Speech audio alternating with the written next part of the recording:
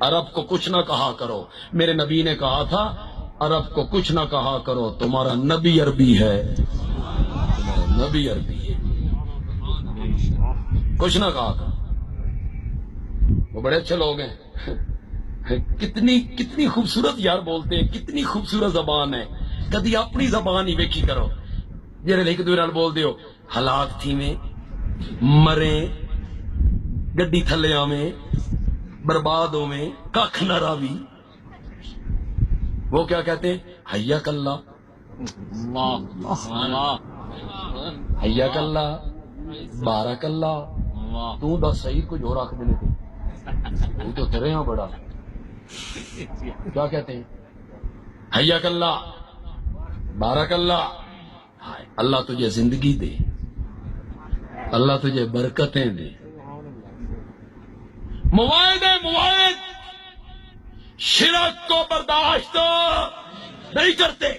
مجھ سے پہلے جو فاضل خطیب تقریر کر رہے تھے نا، اور آپ کو انہوں نے وہ بات سنائی کہ اس سے پہلے ترکیوں کی حکومت تھی، عثمانیوں کی، اور انہوں نے بڑے بڑے قبے اور بڑی بڑی قبریں اور بڑے بڑے مزار بنائے.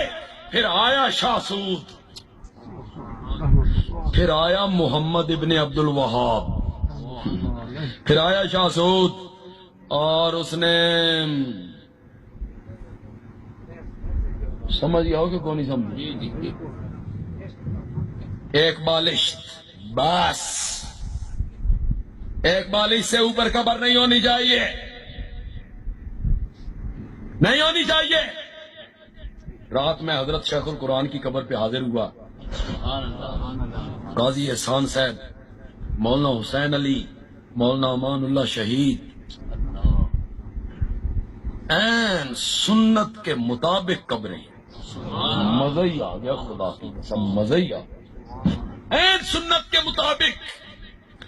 حضرت علی کو میرے نبی نے کہا تھا جو قبر ایک بالش سے اوپر نظر آئے اسے. ہندوستان کے علماء چیخے، ہندوستان کے علماء چیخے، برباد کر چھڑیا نے، گستاخ، وہابی، بے ادب. ہندوستان کے علماء کا وفد گیا.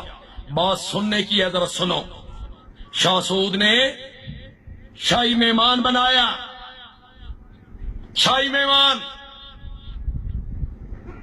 اپنے علماء کو بلایا، ہندوستان کے بڑے بڑے علماء، بڑے بڑے علماء، مسجد دے گنبد نالوں زیادہ موٹے، بہت بڑے بڑے علماء اکٹھے ہوئے.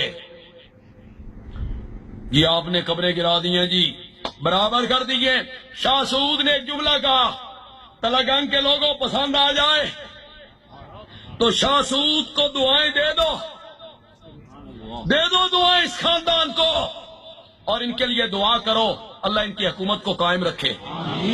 دعا کرو اللہ ان کی حکومت میں امن قائم کر دے، اللہ انہیں امن و سلامتی کے ساتھ زندہ رکھے.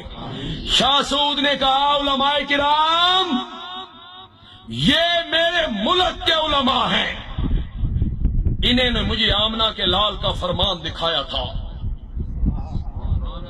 میں نے اس پہ عمل کیا اور میں نے قبروں کو برابر کیا. آپ بھی علماء ہیں، آپ قبے اور بڑی بڑی قبریں بنانے کا ثبوت دے دو.